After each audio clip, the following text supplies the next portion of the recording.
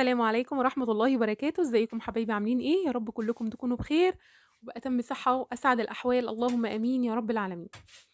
يا رب كده بقى تكون كده الفيديوهات اللي إحنا بننزلها بتعجبكم، معلش باتأخر عليكم علشان خاطر أنا في عندي مشكلة في النت اليومين دول، فمجرد ما هتتحل إن شاء الله بإذن الله هيبقى في كده كم حلو من الفيديوهات، إنما حاليًا أنا بانزل كل يوم جمعة ممكن فيديوهين مش أكتر من كده، خلاص؟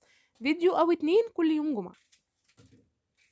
وطبعًا باشكر كل الناس اللي بتعلّق تعليقات جميلة زيّها، يعني شكرًا إن ربنا يجعله دايمًا في ميزان حسناتكم، وربنا يكرمكم يا رب ويعني ويجبر بخواطركم جميعًا، يعني أحلى حاجة في الدنيا وأحلى تجارة مع ربنا هي جبر الخواطر، إنِّك تجبري بخاطر غيرِك وأنتِ حاسة إن هو بيقدّم حاجة أو بيتعب على حاجة علشان يعمل حاجة وأنتِ بتجبري بخاطره بكلمة كويسة أو بحاجة كويسة أو بأي حاجة من الحاجات دي كلّها، ما فيش أحلى زي ما قُلت لكم من جبر الخواطر عند ربنا سبحانه وتعالى، دي أحلى تجارة تعمليها مع ربنا. المهم حضّرنا كده فطار بسيط، وقعدنا كده إيه نفكّر هنعمل إيه النهارده، فدخلت على أوضة الولاد لقيتها كلّها بقى حالها متبهدل، فقُلت بقى إيه هاغيّر الملايات وأشيل كده التراب اللي فيها، علشان إيدي مش بتبقى فيها بصراحة كل يوم، كل فترة كده باخُش أعملها، بس طبعًا السراير لازم تتسوى كل يوم والحاجات دي كلّها، إنّما الولاد طبعًا هتلاقيها مخبيّة لِك ورق هنا ومخبيّة لِك حاجات هنا ومخبيّة لِك تفاصيل أنتِ أصلًا ما بتشوفيهاش غير لمّا بتيجي بقى إيه، تفتحي الأدراج وتفتحي الدواليب، بتتفاجئي بالكوارث اللي هُم عاملينها. بس، فقُلت بقى إيه، خلّيني النهارده أشيل التراب كده اللي فيها وأنضّف وأمسح كده الدواليب وأمسح السراير وألِم الحاجات اللي هي ما لهاش أي لازمة خالص وعاملة لنا كركبة وخلاص.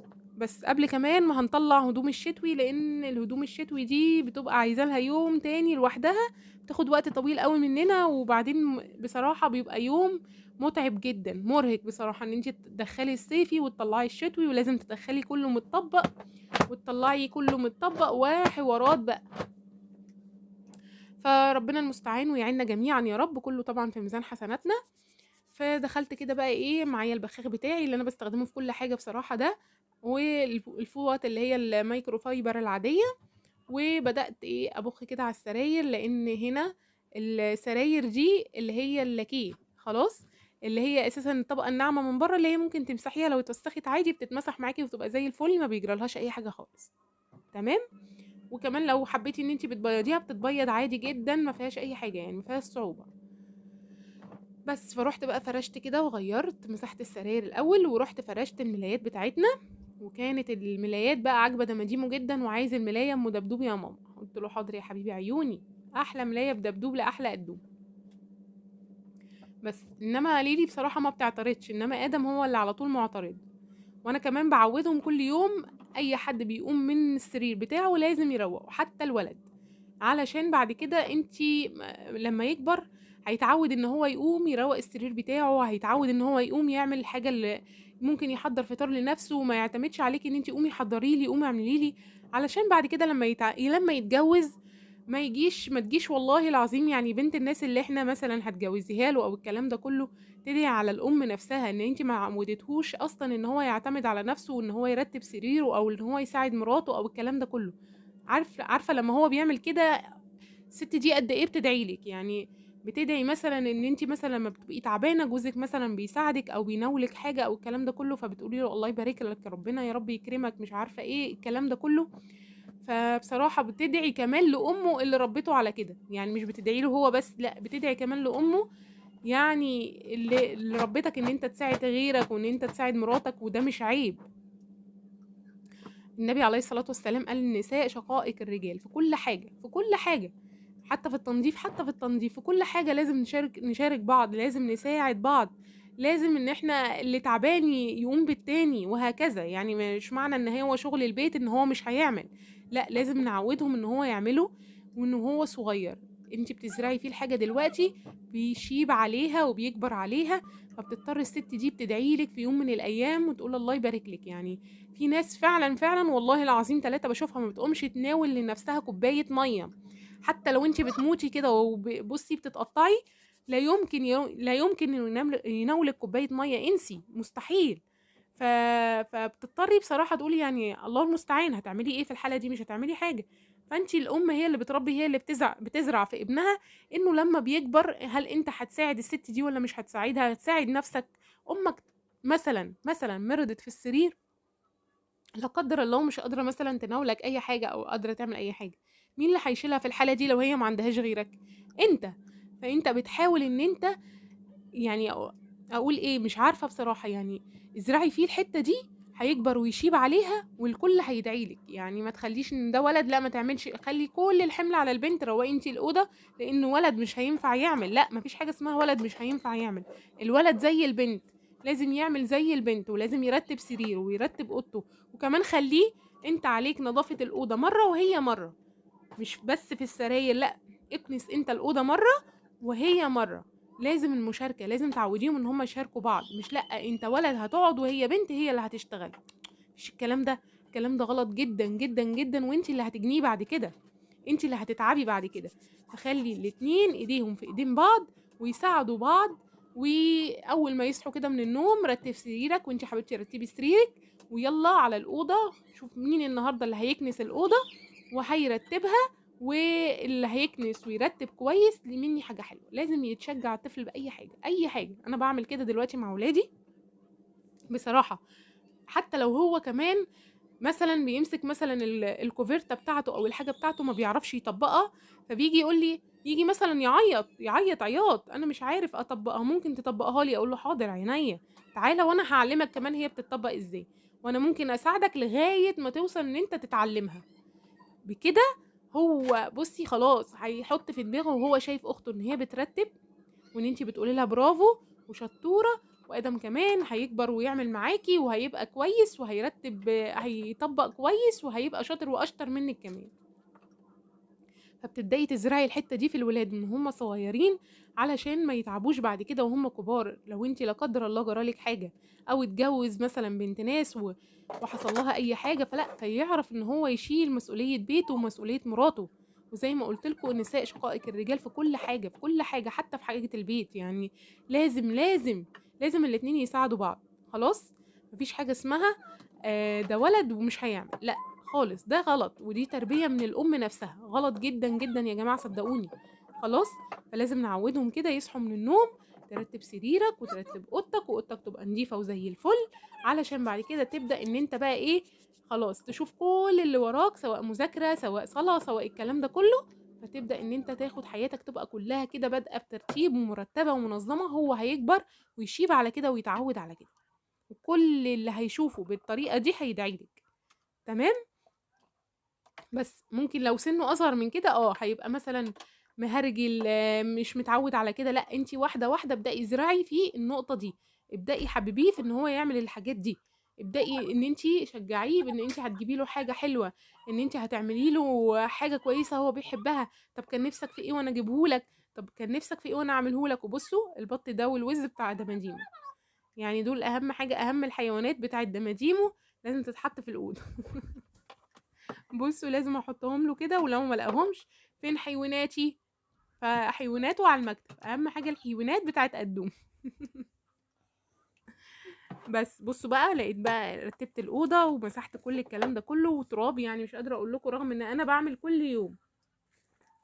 بصوا مقطعين الورق وحاطينه فين، يعني هتلاقي في كل، زي ما بيقولوا كده، في كل حته حاطين ايه بقى، مش قادره اقول لكم كم كده من الورق المفتفتين وده ومقطعينه، كمية كبيرة جدا والله العظيم، 3 يعني في الأدراج بالهبل، مش قادرة أقول لكم بيقطعوا ويرموا ازاي، أنا معرفش يعني، الله المستعان يعني. مفيش، مهما تقولي ومهما تعملي اهم ماشي، مهما بنقول ومهما بنعمل بيتعودوا واحدة واحدة، مفيش مشكلة عادي. وخلاص مادام انتي خلاص شفتي الحاجة قلت لهم طب بصوا أنا شفتها وأنا عارفة انتوا قطعتوا ورق فين وقطعتوا ورق فين، ده ينفع، ده يصح، هم من نفسهم هيخجلوا من نفسهم، مش هيعملوا كده تاني. طالما في باسكت كمان قول لهم الباسكت اهو، اي ورق يتقطع منك او اي حاجه بتفيد منك حطيها في الباسكت. خلاص، والباسكت بتاعك يتملى، لازم تروحي بعد كده تحطيه في باسكت الزباله، علشان خاطر يبقى تلاقي مكان ان انت تحطي فيه حاجه بعد كده. مسحت بقى كده ولمعت بقى بالكلوروكس، الالوان ده بيخلي الدنيا زي الفل، والريحه كمان زي الفل. وبصراحه الدنيا بتبقى حلوه جدا، بتلمع كمان، بيلمع الحاجه دي. بصوا شايفين البقعه دي اهي، كلها دلوقتي هتروح. مجرد ما اهو بخيت ومسحت كل البقع دي راحت. بس والنظافة حلوة، وطبعا النظافة دي من سمات المسلم، بيت المسلمين لازم يبقى دايما نظيف، ولازم يبقى دايما بيلمع، علشان خاطر دي من صفات المسلم. لازم يبقى بيتك نظيف، ولازم يبقى الدنيا كلها ايدك فيها كده على طول، ريحتها حلوة. انتي بتصلي لازم المكان اللي بتصلي فيه يبقى نظيف، وبتسجدي في مكان نظيف، وفي الارض اللي انتي بتسجدي عليها تكون نظيفة. خلي بيتك كده دايما عامر بذكر ربنا، والقرآن شغال، الراديو بتاعك شغال. ما تستغنيش عن الراديو في البيت، لان اذاعة القرآن الكريم بتبقى شغالة. بصوا بتبقى حلوة جدا جدا جدا بصراحة. الراديو ده من الحاجات الجميلة جدا، ما تستغنيش عنه في البيت. حلو قوي، شغليه معاكي في المطبخ، شغليه معاكي في اي مكان انت رايحاه، حلو جدا جدا. بس خلصنا الأوضة ومسحنا في التراب اللي كان على الشباك، والله العظيم كنت بمسحه على طول، بس معرفش ايه كمية التراب اللي بتبقى موجودة، كمية تراب مهولة. مسحنا بقى الأرض بتاعتنا كده، ونضفنا الأوضة، بصوا الأوضة، وحطينا اللعب على جنب، ونضفنا المكتب ومسحناه. كل حاجة كده بقت زي الفل، ورجعنا الدنيا نظيفة، ورشيناها وعطرناها وخليناها فل الفل. تمام كده. وكل يوم ايدينا في حاجة زي ما قلنا، هنلاقي البيت نضيف ومش محتاج لأي حاجة ولا مرمطة ولا الكلام ده كله. قلت بقى لازم اكافئ نفسي بصراحه، بعد بقى ما بخلص حاجه اقعد كده باخد ريست ما بين حاجه وحاجه وارتاح شويه.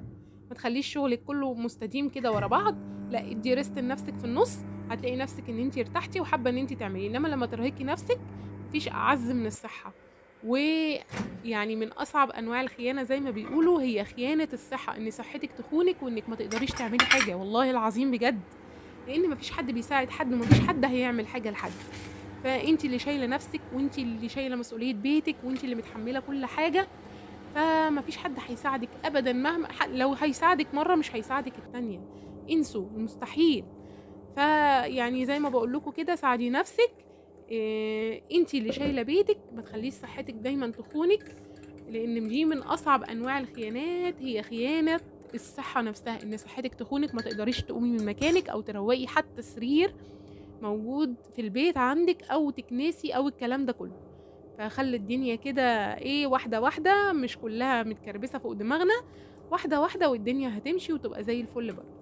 بصوا ده الدونات اللي كنا عاملينه في الفيديو اللي قبل ده، حلو جدا، فتحته لكم اهو، بصوا من جوه هش. وده تاني يوم، يعني عايزه اقول لكم كان تحفه. انا سخنته في الميكروويف كان تحفه، كانك لسه عاملاه حالا يعني، ولا العجينه فرولت ولا الكلام ده كله، ولا شارب زيت ولا الكلام ده كله. حلوه جدا جدا جدا. والحاجات دي في البيت اوفر بكتير، يعني واحده الدونات دلوقتي بالشيء الفلاني يعني. فاعمليها في البيت حلوه جدا، والنص كيلو زي ما عملناه كده بيرمي معاكي كميه كويسه. قعدت كده عملت بقى كوبايه شاي، وقلت بقى اقعد بقى يا اختي لما ارتاح شويه، لان ايه، والله دماغي فعلا بتصدع من الولاد طول النهار. فبقعد بقى ايه اخد ريست كده مع نفسي، ببقى مش عايزه اسمع صوت حواليا ولا حد قدامي ولا اشوف اي حد اي مخلوق يعدي من قدامي في الفتره دي، مش عايزه اشوف اي حد معدي من جنبي، ولا حد يقول يا ماما. ماما دي مش عايزه اسمعها خالص دلوقتي. لازم ارتاح بقى، ايه تاخدي ريست كده شويه، علشان ايه نفصل نكمل بقيه اليوم. يعني بقيه اليوم ينفع ان هو يتكمل، لازم ناخد ريست كده وباذن الله ربنا بيعيننا. ربنا المستعان، وبيعين كل ام على بيتها، وكل ده طبعا بنؤجر عليه، وكل ده في ميزان حسناتي. بما اننا بقى كان اتغدينا اكل بايت، فقلت لا لازم اعشيهم عشاء كده ايه، يعني الى حد ما كويس. فبلاش بقى خلاص، يعني اتغدينا بقيه الباميه البايته والرز والكلام ده كله وبقيه الفراخ، فقلت بقى ايه اعشيهم كده، اعمل لهم صدق شبه صدق كده الشارع، فهم كانوا عايزين ياكلوا صدق. خلاص احنا عندنا في اسكندريه ما بنقولش سجق زي المصروه، لا احنا بنقول صدق. تمام. قطعت كده البصلتين كده حلوين، يعني سلايزات كده رفيعه، وقطعت طماطم، وقطعت فلفل كوبي، وقطعت لو عندك فلفل حار كمان بتحبيه، ولو ما عندكيش ولاد وبيحبوا الحاجات دي فحطي، بيبقى طعمه حلو جدا. خلاص. وكمان قطعت ايه تاني، بس قطعت بصل وطماطم وفلفل. وعندك فلفل الوان بقى مخزناه او مفرزاه في الفريزر، طلعيه بيبقى برضو حلو جدا. الحاجات دي بتنفع، التفريز بينفع جدا جدا جدا، من احسن الحاجات اللي ما تقوليش عليها لا. الحاجه بتفقد من قيمتها، بس بصراحه بتنفع يعني مش قادرة اقول لكم، انت جاي علينا الشتاء، جاي علينا الكلام ده كله، مش هينفع طبعا تنزلي كل شوية تجيبي طلبات، مش هينفع تنزلي كل شوية تجيبي حاجات. فلا، لا قدر الله حصل بقى ظروف، لا طلعي من اللي عندك، حد جالك فجأة، التفريز ده بينفع في البيت، بيبقى حلو جدا.